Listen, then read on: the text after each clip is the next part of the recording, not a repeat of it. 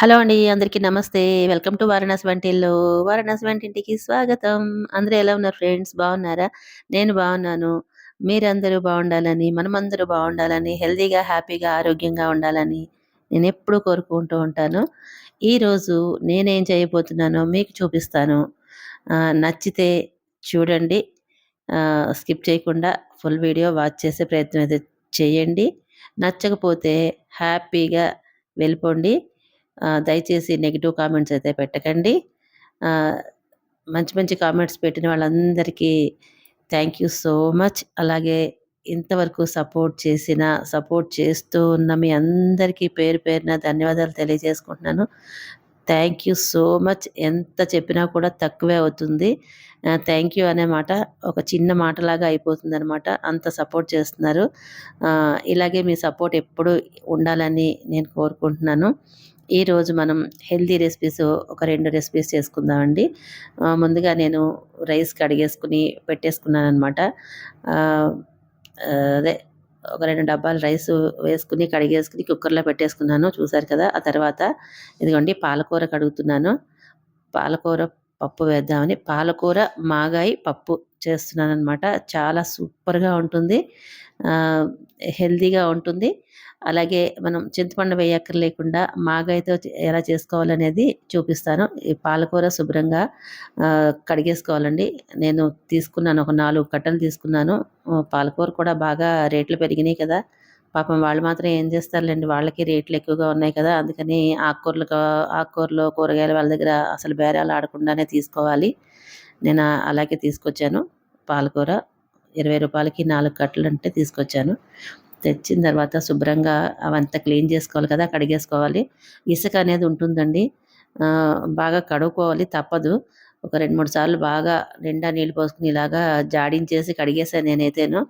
ఆహ్, ఎ ఇసక క ఇసుక వచ్చేదానికంటే కూడా విటమిన్స్ ఏం పోవులే పర్వాలేదు. ఆ కొద్దిగా అయితే అని ఆహ్, కడిగేసాను. కడిగేసుకొని ఇదిగోండి ఇలా కడిగేసుకున్నాను. ఈ ప్లేటు నేను వుడ్‌ది ఉంది కదా! అది నేను ఐకియా నుంచి తెచ్చుకున్నానండి. కానీ ఇలాంటి వాటిలకి చాలా బాగా ఉపయోగపడుతుందనమాట.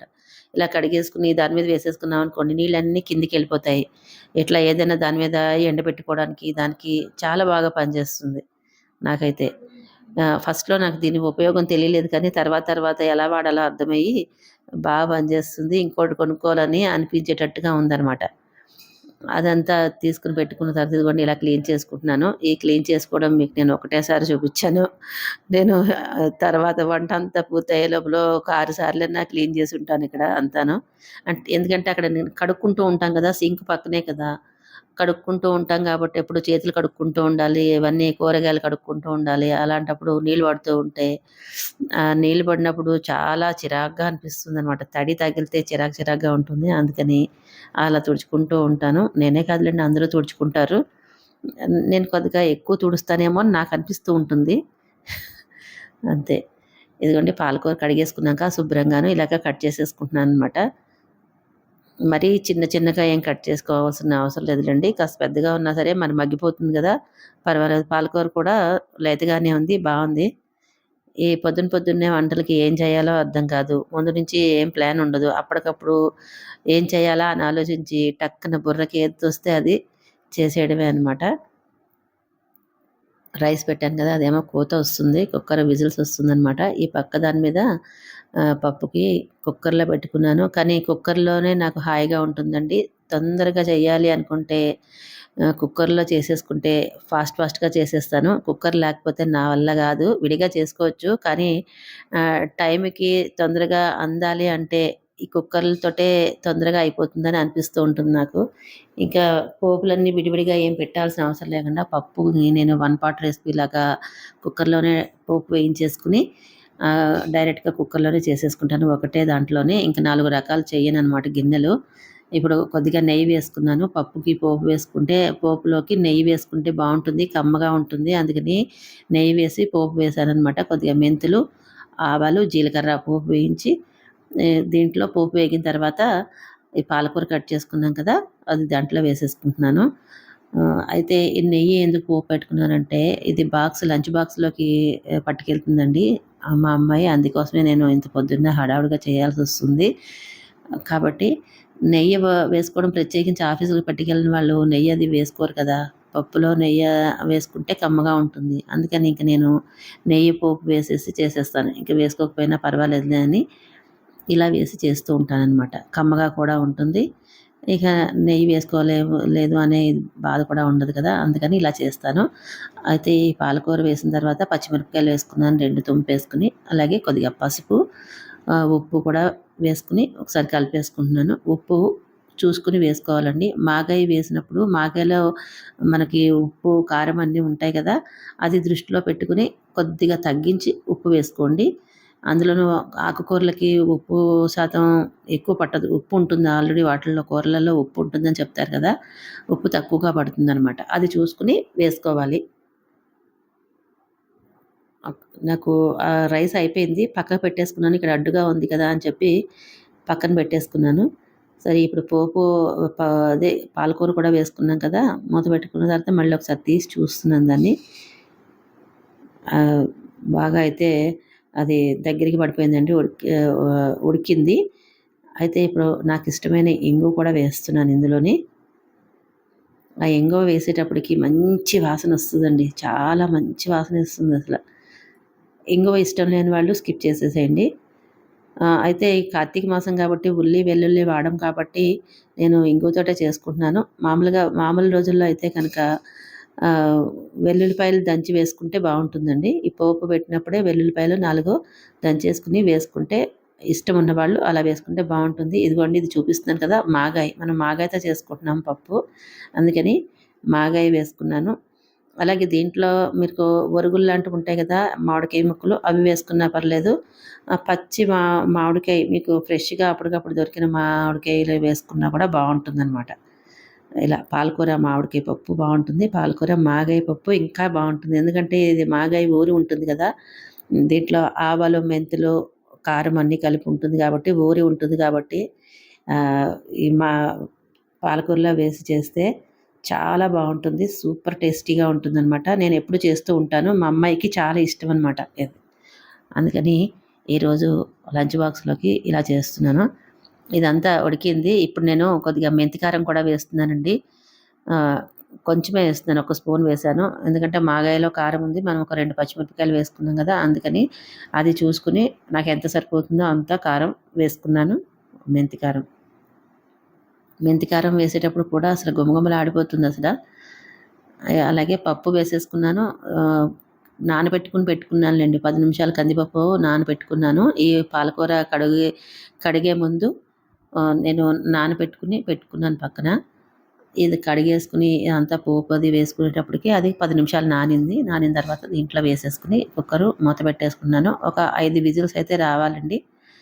5 విజిల్స్ వచ్చిన తర్వాత ఆపేసుకోవచ్చు. అయితే ఇప్పుడు ఇంకొక చిక్కుడుకాయ కూర కూడా చేసుకుందాం. చిక్కుడుకాయ కోసమని చిక్కుడుకాయలు ముక్కలుగా తుంచుకొని పెట్టుకున్నా ఇలాగా. దీన్ని కూడా శుభ్రంగా కడిగేసుకోవాలి.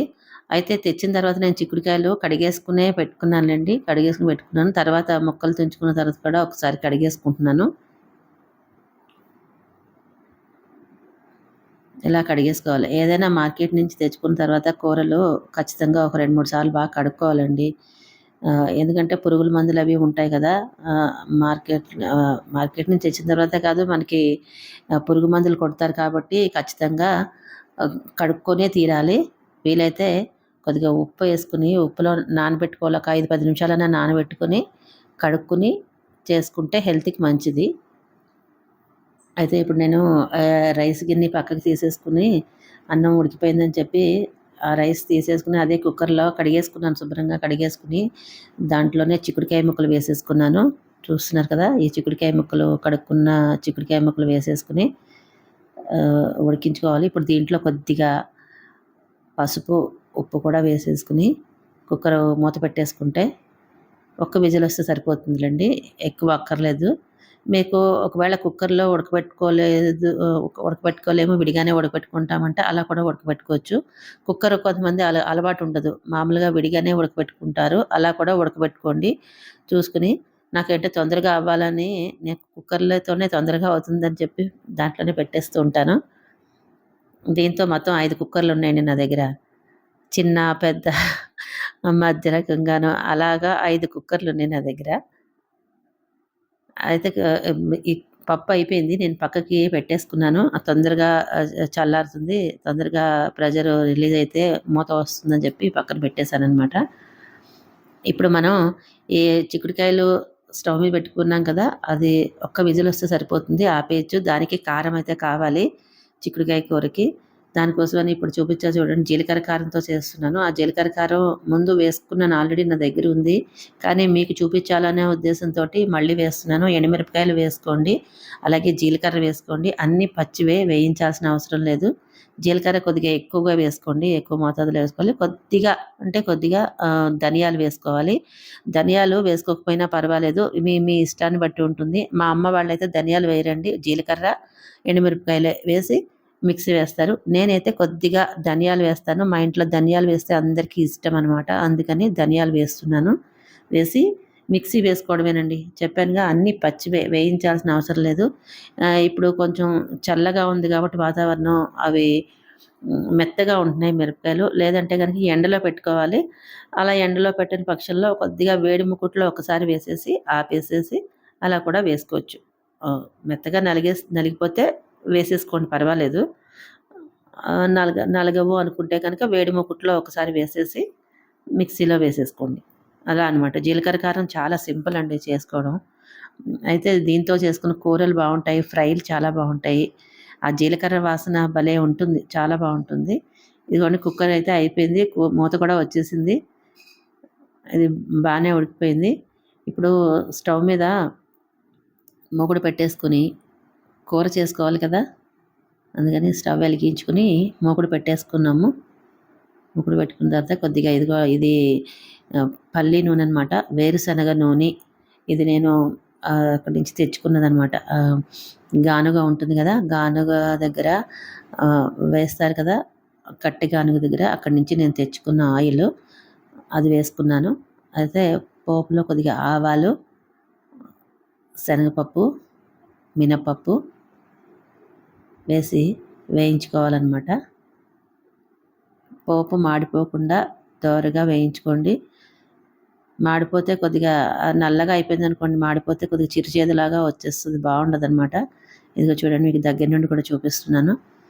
ఆయిల్ పెద్ద ఎక్కువగా వేయాల్సిన అవసరం లేదండి. చూడండి, వేసిన ఇదే ఆయిల్ అనమాట. ఈ ఆయిల్ తోటి మన కూర రెడీ అయిపోతుంది. ఎందుకంటే ఎక్కువ ఆయిల్ వేయను. ఇదిగోండి, ఇవైతే నువ్వుపప్పు అనమాట. తెల్ల నువ్వులు కాకుండా నువ్వుల పప్పు. నువ్వుల పప్పు కూడా వేసుకోండి, కాల్షియం అనమాట. ఈ కాల్షియం కూడా మనకి చక్కగా ఉంటుంది. కాల్షియం వల్ల మనకి బోన్లు అవి కూడా స్ట్రాంగ్గా ఉంటాయి కదా. కాల్షియం మనకు అవసరం కాబట్టి ఈ కూరలలో ఇలా కొద్ది కొద్దిగా వేసుకుంటూ ఉంటే బాగుంటుందన్నమాట. కమ్మగాను రుచిగాను ఉంటుంది, హెల్త్ పరంగా మంచిది. ఈ ఉడికిపోయిన చిక్కుడుకాయలు కూడా పోపు వేగిపోయింది కాబట్టి ఉడికిపోయిన చిక్కుడుకాయ ముక్కలు కూడా దీంట్లో వేసేసుకుందాము. దీంట్లో కారం అయితే ఇంకేం వేయలేదండి, పచ్చిమిరపకాయలు అవి ఇంకేం వేయలేదు. చూసారు కదా, మనం జీలకర్ర కారం అయితే మిక్సీలో వేసుకున్నాం కదా, ఆ జీలకర్ర కారమే వేసుకోవాలన్నమాట.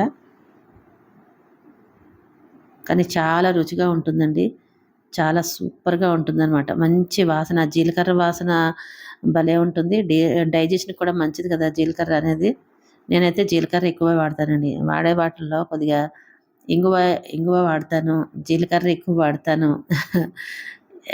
ఇలా కొన్ని కొన్ని ఉన్నాయన్నమాట ఎక్కువగా వాడేవి. ఇలా కూర ఒకసారి కలిపేసుకోండి.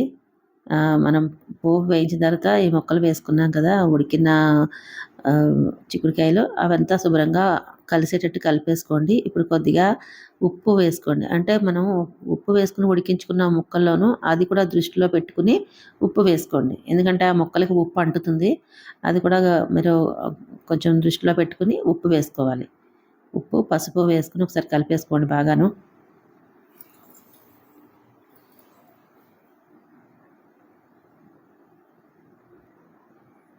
ముక్క ఉడికిందో లేదో చూస్తున్నాను అనమాట. చక్కగా ఉడికిపోయింది. మీకు చూపిస్తున్నాను చూడండి, కాలిపోతుంది, వేడిగా ఉంది. బాగా ఉడికిపోయింది చక్కగా. ఇంకా కుక్కర్లో వేసిన తర్వాత ఉడకపోవడం అనేది ఏముండదులేండి, చక్కగా ఉడికిపోతుంది. అందులోనూ పెద్ద పెద్ద గింజలేం కాదు, ఇంకా లేతబాటుగానే ఉన్నాయి గింజలు, మరి పెద్ద గింజలాగా లేదనమాట. ఇప్పుడు ఒకసారి కలిపేసుకున్నాం కదా, మూత పెట్టేసుకుందాము. ఆ నీళ్ళు ఉన్నాయి కదా, ఆ నీళ్ళైతే పారిపోయకండి. నేనైతే పారిపోయాను. దాంట్లో కొద్దిగా అంటే చిటికెడు ఉప్పు వేసుకుని, అలాగే ఇప్పుడు మనం మిక్సీలో వేసుకున్న జీలకర్ర కారం ఉంది కదా, ఆ కారం ఒక చిటికెడు, ఒక నాలుకంతా కొద్దిగా ఆ రుచి కోసం అని చెప్పి కొద్దిగా వేసుకుంటే సరిపోతుంది. వేసేసుకుని ఇది స్టవ్ మీద పెట్టేసుకుందాము. స్టవ్ మీద పెట్టుకుని ఒక్క బాయిల్ ఒకసారి మరిగిన తర్వాత తీసుకుందాము. అది సూప్‌లాగా ఉంటుందండి, బావుంటుంది. వెజిటబుల్ అదే మన చిక్కుడుకాయలు ఉడకబెట్టుకుని నీళ్ళు పారేసుకుంటే ఎంత హెల్త్ బెనిఫిట్స్ అన్నీ ఉంటాయి కదా, అలా వేస్ట్ చేయకుండా ఇవి సూప్‌లాగా ఉంటుంది, తాగేస్తే బావుంటుంది. ఇప్పుడు మనం చిక్కుడుకాయ ఉడికిందో లేదో మూత తీసాను నేను, ఉడికిపోయింది ఇది. ఇంకా ఇప్పుడు కారం సరిపడా వేసేసుకుంటే సరిపోతుంది. జీలకర్ర కారం వేసుకొని పెట్టుకున్నాం కదా, ఆ కారాన్ని ఎంత కావాలో అంత, మీకు ఎంత తింటారో అంత కారం సరిపడా వేసేసుకోండి. నేనైతే వేసేసుకున్నాను సరిపడా. ఇదిగోండి మీకు దగ్గర నుండి కూడా చూపిస్తున్నాను. అంతే, చాలా ఈజీగా చేసేసుకోవచ్చండి. కూర చేసుకోవడం పెద్ద కష్టమేం కాదు. ఏదైనా సరే కొద్దిగా ఓపికతోటి, ఓర్మితో చేసుకోవాలి. చేసుకునేటప్పుడు మనం దృష్టి చేసేదాని మీద పెడితే కూరలు అత్యంత అద్భుతంగా ఉంటాయండి, రుచిగా ఉంటాయి. మనం వేరే మనసు, దృష్టి వేరే చోట పెట్టుకుని పని ఏదైనా చేశాము అంటే, ఆ పని అసలు సరిగ్గా ఉండదు. ఏ పని చేస్తున్నామో దాని మీదే దృష్టి పెడితే అది చక్కగా ఉంటుందనమాట. అతి మధురంగా ఉంటుంది. వండిన వాళ్ళకి బావుంటుంది, తిన్న వాళ్ళకి కూడా ఆరోగ్యంగా కూడా ఉంటుంది అని నేను నమ్ముతాను. మీరు ఎంతమంది నమ్ముతారో కామెంట్ చేయండి. ఇదిగోండి ఇది మరిగిపోయింది కదా, నేను దీంట్లోకి తీసేసుకున్నాననమాట ఇలాగా. తాగితే నా మనవరాలకి ఇస్తాను, లేదు అంటే గనక మా వాళ్ళు ఎవరైనా తాగుతారు. లేదంటే నేను పొద్దున్నుంచి నేనేం తాగను కాబట్టి సాయంత్రం వరకు ఉంచుకుని సాయంత్రం భోజనం చేసేటప్పుడు తీసుకుంటాననమాట.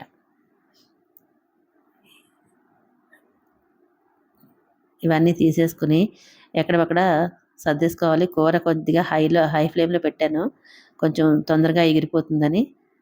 అలా చూసుకుంటూ ఉండాలండి, మాడిపోతుంది. మధ్య మధ్యలో చూసుకోకుండా ఉంటే మొత్తానికే మాడిపోతుంది. మూత తీసుకొని చూసుకుంటూ ఉండాలి. ఇంక అయిపోయిందని చెప్తున్నాను మీకు. చక్కగా మంచి వాసన కూడా వస్తుంది.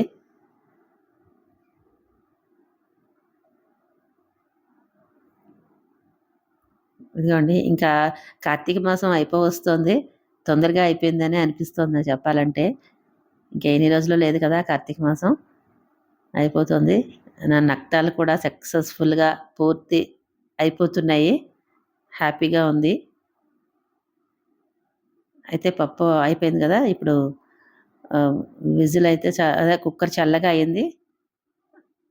మూత కూడా తీసేసాననమాట. తీసి ఒకసారి కలిపేసుకుందాము. ఈలోపు నేను ఇది కూడా బయట పెట్టేసుకున్నాను. స్టవ్ మీద తీసి చిక్కుడుకాయ కూర కూడా బయట పెట్టేశాను. ఇప్పుడు పప్పుని ఒకసారి కలిపేసుకుందామండి. దీంట్లో ఉప్పు, కారం ఏమైనా సరిపోయాయో సరిపోలేదో ఇంకా నేనైతే ఇంక చూడను, రుచి చూడను. అంతే, ఇంకా ఎలా ఉంటే అలాగే ఉంటుంది. మా అమ్మాయి చూసేసుకుని బాక్సులు సర్దేసుకుని పట్టుకెళ్తుంది తనింకా. ఇలాగేనండి, ఉన్నదున్నట్లుగా మీతో నేను మాట్లాడేస్తూ ఉంటాను. ఇదిగోండి చూసారా ఎంత బాగుందో అసల. పాలకూర, మాగాయి పప్పు, అలాగే చిక్కుడుకాయ, జీలకర్ర కారం కూర. అద్భుతః! రెండే చాలా బాగుంటాయి. మీరెలా చేస్తారో కింద కామెంట్ చేయండి. ఒకవేళ తెలియకపోతే గనక పూర్తిగా వీడియో అయితే చూడండి. నచ్చిన వాళ్ళు మాత్రం చూడండి, నచ్చని వాళ్ళు స్కిప్ చేసేయండి. పర్వాలేదు, ఏం పర్వాలేదు. దయచేసి నెగెటివ్ కామెంట్స్, బ్యాడ్ కామెంట్స్ అయితే పెట్టకండి.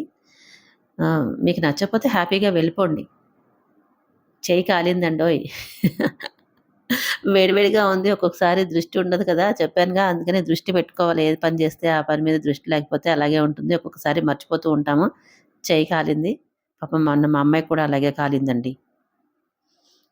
ఇదిగోండి నేను చేసిన పప్పు కూర దగ్గర నుంచి కూడా చూపిస్తున్నాను. ఐ హోప్ ఈ వీడియో మీకు నచ్చిందని అనుకుంటున్నాను. నచ్చితే లైక్ చేయండి, షేర్ చేయండి, సబ్స్క్రైబ్ చేయండి. మీ ఫ్రెండ్స్కి, ఫ్యామిలీ మెంబర్స్ కూడా షేర్ చేయండి. ఇలాంటి మంచి మంచి హెల్తీ రెసిపీస్ మన వారణాసి వంటిల్లు ఛానల్లో వస్తూ ఉంటాయి. తప్పకుండా వాచ్ చేయండి, సపోర్ట్ చేయండి. ఇంతేనండి. ఒక మంచి వీడియోతో మళ్ళీ మీ ముందుకు వస్తాను. బాయ్.